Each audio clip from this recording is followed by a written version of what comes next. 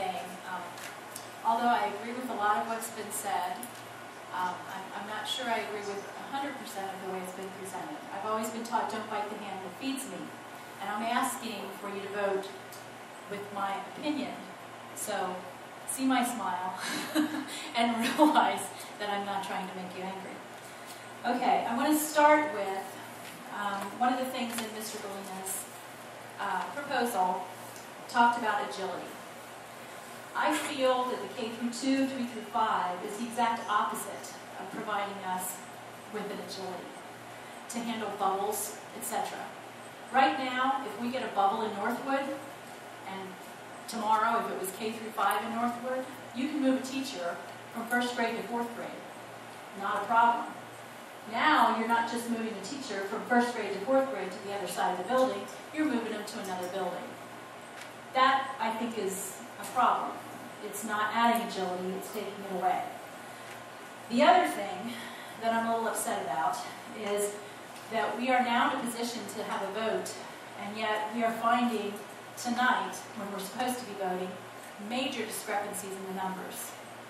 If the big cost savings is teachers, we did not present it correctly because we didn't consider multi-age. As Chris Thomas pointed out, we looked at if there's one more person in the K through 5, we're going to split it into 2 teachers needed. But there was one more person in the K through 2, 3 through 5 ESP plan, and we did not add a teacher in the recommendation. So that number savings is not valid. And I'd like you to consider that tonight when you vote. When you vote. The other thing that was said was about 50,000 more miles traveled. 50,000 more miles, we're basing a lot of our cost on fuel.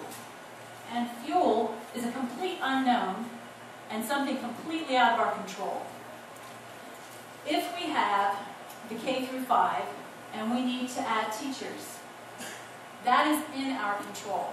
We have the ability, even if it goes above our 27, 23, 25 number, we have the ability to increase class size. We have the ability to add a teacher. We have the ability to replace through attrition. And those numbers are more in our control.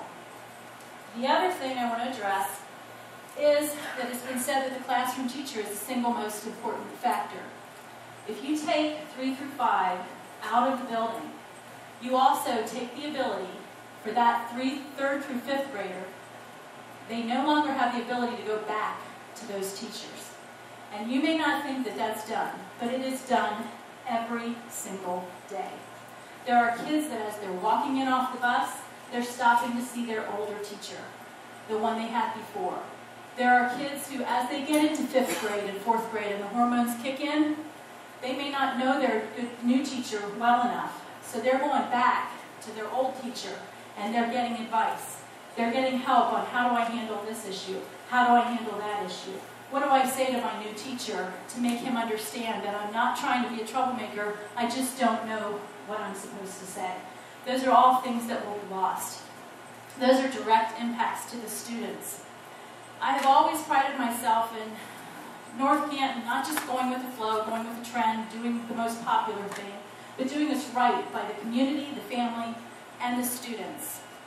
And I don't think that there has been anything shown here tonight, or since January when this was presented, that shows us that the students will get a better education, or that the students and their needs are being thought of. One thing that I was told is it shouldn't matter if we transition them in 3rd grade or 6th grade. You can't possibly believe that, because if that was the case, then let's introduce sex education to an 8-year-old, because then you're saying there's no difference. There is a huge difference between transitioning someone when they're 8 and when they're 11 or 12. And we need to take that into consideration. If we take the fuel, the added fuel, we take out the teacher savings, we now are at a wash. And so we should be making our decision based on the improvement of education if we're going to change our plan. And we should be looking at other plans. I don't think we have enough data tonight to make this decision. You know, transitions in the 1st grade. Right, and I've never agreed with that either, but